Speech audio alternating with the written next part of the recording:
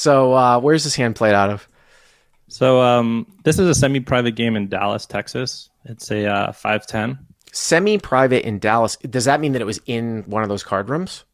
Yes, it was in a card room. Just like to keep it a little bit. No, you don't have to mention the card room, but it was in a card room. And I mean, that's sort of where Texas poker started. I don't know how prevalent it is now, but when I had first moved to Austin and playing in TCH, like when they opened those clubs, and I still saw a couple of games that would run this way. This was back right before COVID in the beginning of 2020. Like some guys just took their home games and brought it into like the card room because they had dealers, you know. It wasn't really open to the public. They would give them their own room. They would sort of rent the room. It would be time. But I didn't know how prevalent these semi-private games were in Texas. Okay, so 510, I assume it's just like uncapped, right? So this is a 5-10. It's a 1,000 to 3,000 cap. Oh, really? Interesting. Yeah, Right. and we're 1,600 effective, and I am in the hijack with the 2 of spades and the 2 of hearts. 2 of spades, 2 of hearts in the hijack. Okay. So I open to 30, and the cutoff, who is a pretty loose, aggressive kind of whale, he 3-bets me to 115, and then the button cold calls the 115. Did you say hijack or cutoff? I'm sorry. So I'm in the hijack, and then the cutoff 3-bets to 115. Okay, so 115. Button cold calls. Button cold calls, All right. and I call. And hero calls. So deuce to 30, cutoff to 115, button cold calls, and everyone's right around 1,600 or so. I don't remember how deep the button was, but he winds up folding the flop. So Okay. I'm about 1,600-ish effective with the cutoff. So 230, maybe like 450 and change on the like to the flop, something like that, right? Yeah, I have 345 here. 340, excuse me. 345, no. Yeah, 345 to the flop. Okay. So the flop comes out queen of spades, 9 of diamonds, 2 of clubs. Queen of spades, 9 of diamonds, 2 of clubs. So you flop bottom set. Yeah, I flop bottom set. Yep. I wind up donking for a little less than 1/3 pot. I go $100 into 345. So hero donks for 100. Very, very interesting. We don't usually talk about sort of donking theory. Most of the time, nowadays, when you see donks, if we were talking about from a theoretical perspective, I don't even know how often people, I mean, I do like donking multi-way and single raise pots coming out of the blind when I think that there's a fair chance that it might get checked through or someone's hand couldn't stand like a check raise and I want to minimize my fold equity, or as our CLP content coach creator Nate Schmidt says, when the value of fold equity is low, meaning you don't want folds, sometimes I'll lead out in single raise pots in 3-bet, and then the other reflection that you sometimes see donk leading is like when you're in the big blind and you know a turn card favors your range against a heads up pre-flop raiser opponent, you'll see a lot of donking from up front on turns. In 3-bet pots, it's pretty rare. I will tell you though that I used to do this all the time back in the day. I'm saying like back in the day, like in the even some Commerce 510, but like in the 2000s, like when 510 when I first started playing 510, 2005, 2006, like you didn't need to know anything about poker whatsoever, except the fact that you just fast play your hand every single time, including donking, and you would just get absolutely paid to the maximum because people never fast played, you would get like a bluff raise frequency. Some of the time, you might still see that some of the time here. It's queen 9 deuce. I would tend to still like kind of, it's interesting because you can kind of go both ways. Because like if the board was like 7-3 deuce, right? You'd be like, oh, it's not high. But then you have to go back and so maybe I'll just donk. But if you're up against somebody who's capable of triple barreling off and value betting effectively, those dry dynamic top pair boards are the ones that usually you actually want to slow play now on 7-3 deuce because they'll just continue to barrel the overcards as sort of scare cards if they run into top pair, if they can effectively value bet across 3 streets with over pairs. So once in a while to throw this in, and also too, like you might think, okay, well, there's more king X that's represented in a 3-betting range than queen X. What I mean by that is like ace king's always 3-bet no matter what. So, this board might not hit him as much. Like if it was king 9 deuce, would it matter to you? For me, it's more of the high, medium, low boards. I think that they're pretty good to donk on, especially with thick value. In a 3-bet pot, I think I've spoken to Nate about with Nate about this. And queen 9 deuce is, I think, a really good donk board for us, especially with thick value. And we know that the guy probably hit at least the queen, if not better. If he did, you mean? If he did. Yeah, I mean, I'll find out either way. I mean, it would be shocking to me if you get 2 folds here, right? Because you've got a cold caller in there too. And like, what do you think cold calling range to 3-bets should be? I mean, I know it's Texas, but... Yeah, I'll put this guy on 10s plus, maybe some suited Broadway. Yeah, I mean, I would say usually when someone cold calls 3-bets, it's going to be like 9s plus. And sometimes people will call with ace king and ace queen, right? For the most part. So I mean, in order for both guys to fold here, they both have to pretty much have ace king, because if the first guy missed, like he's got ace king, the other guy is going to usually have a pair unless they both have ace king. So right, and it's like so what? So okay, so you donk 100 here. So I donk 100, and then the cutoff raises me to 350. So preflop raiser, right? Preflop 3-better. Yeah, he was a preflop 3-better. And then the button folds or what? The button folds. Later, he claims to have folded ace queen. So, wow, interesting. To fold ace queen. I mean, it's a pretty tough spot. You know what's weird though is this, like, if it was total unknowns here. This is what we're talking about, like playing somewhat, how fast playing can work. Like it's somewhat deceptive.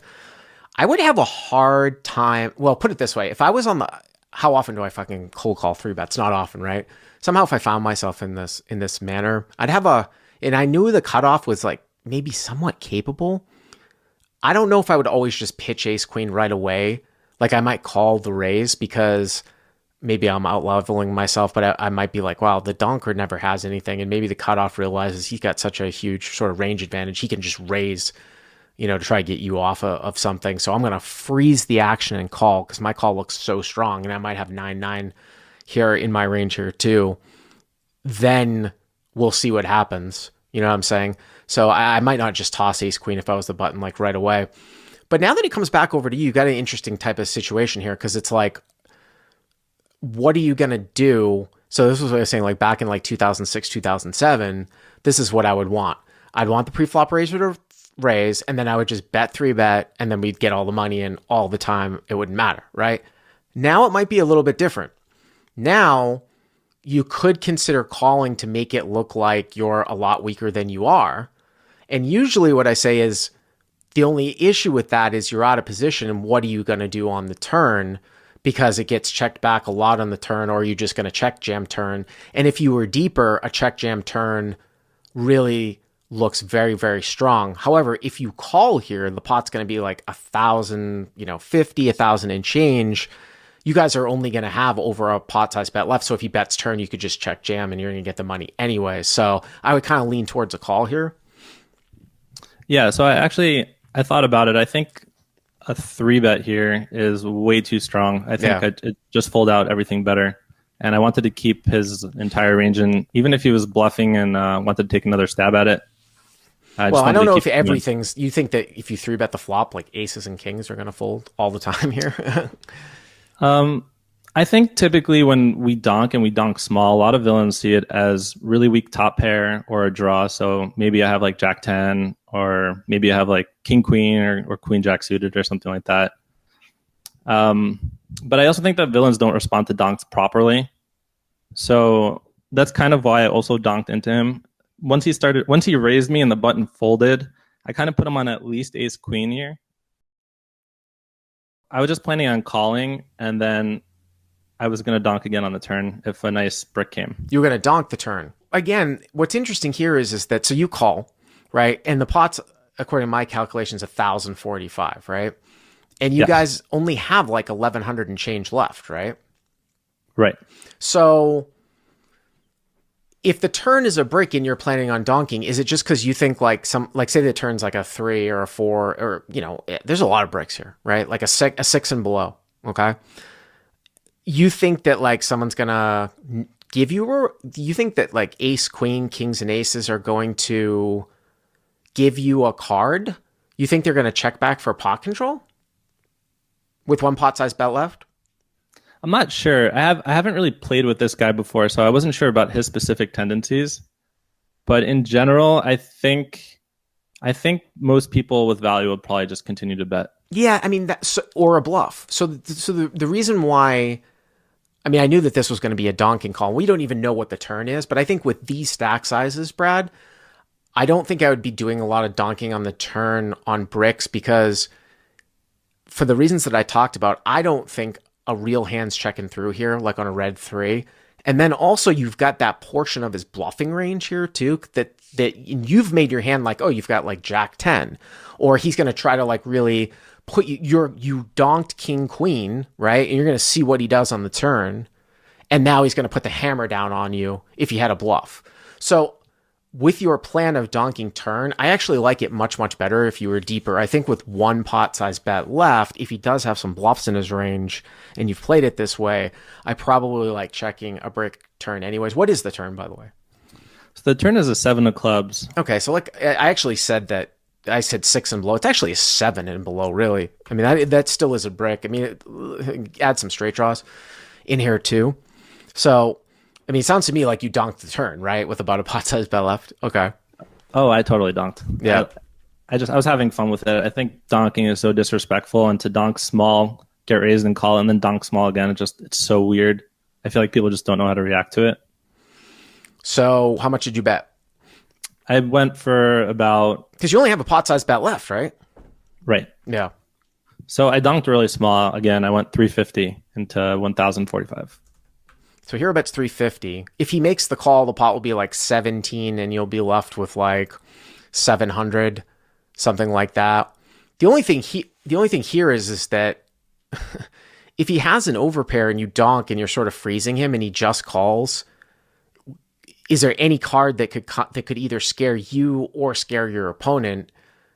And that would be somewhat of a disaster. So, like I said, I think with one pot size bet left, I'm probably not donking a lot of bricks. I want to give him the opportunity to have some slivers of bluffs that might barrel again. And if he really did have aces, kings, ace, queen should be all betting again on the turn. But okay, so you go 350.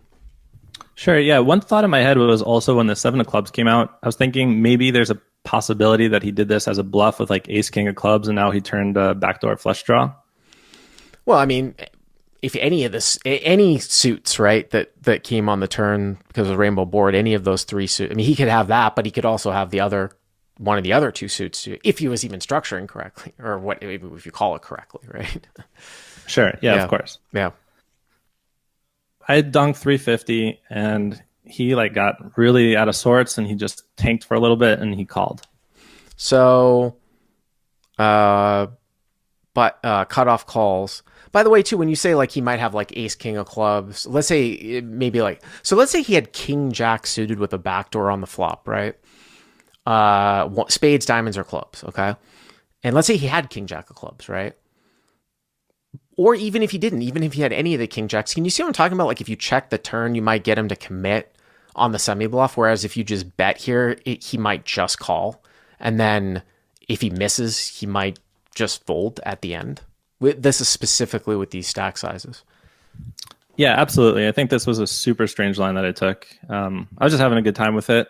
I didn't really when we got to the turn, I wasn't really sure what to do. I didn't know if he would bet again, but now that we're discussing it, I think thick value like ace, queen plus, king, aces, I think they definitely do go for it.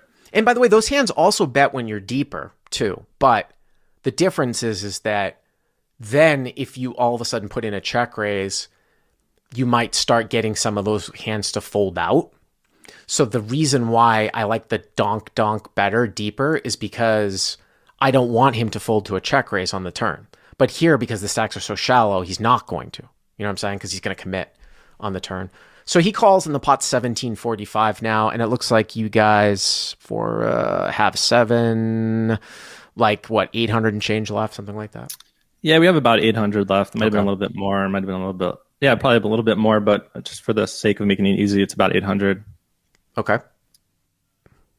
The river's a jack of hearts.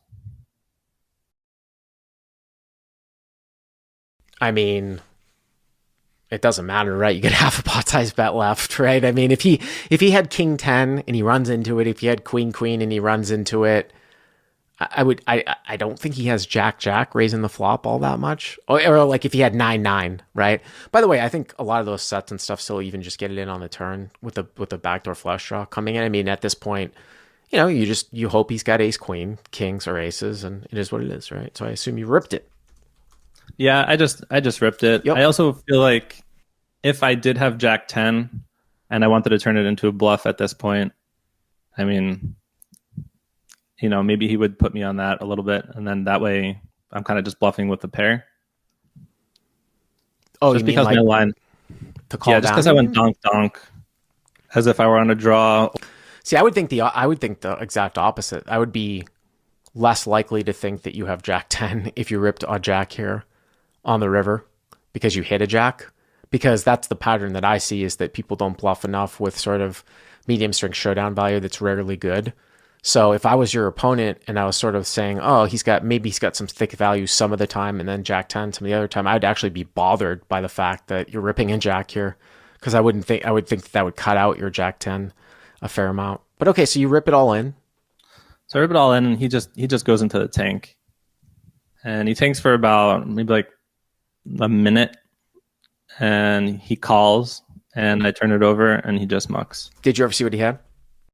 No, and I didn't want to ask him either because he just got felted the hand before, and Yeah. I felted him again, and then he just kind of dunked off a lot more after that. So I just didn't think it was like the right thing to do etiquette wise. Yeah, but I'm glad you didn't get scared of this river card. Some people will get antsy, right? But it's like, it is what it is. If he's got like king 10, he's got king 10. But I do think that you can take these donk donk lines some of the time.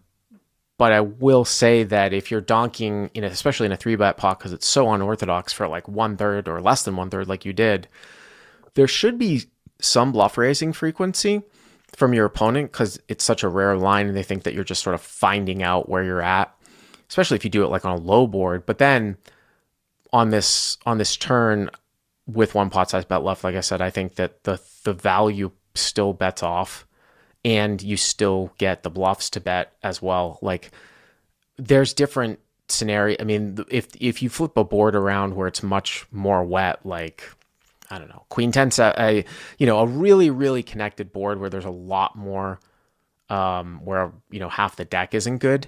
I think that that's different, but there are a lot of bricks on the turn on Queen 9 Deuce Rainbow. But Brad, thanks for the call. I appreciate it. Good job with the editing too. Thank you. Thanks, Bart. All right.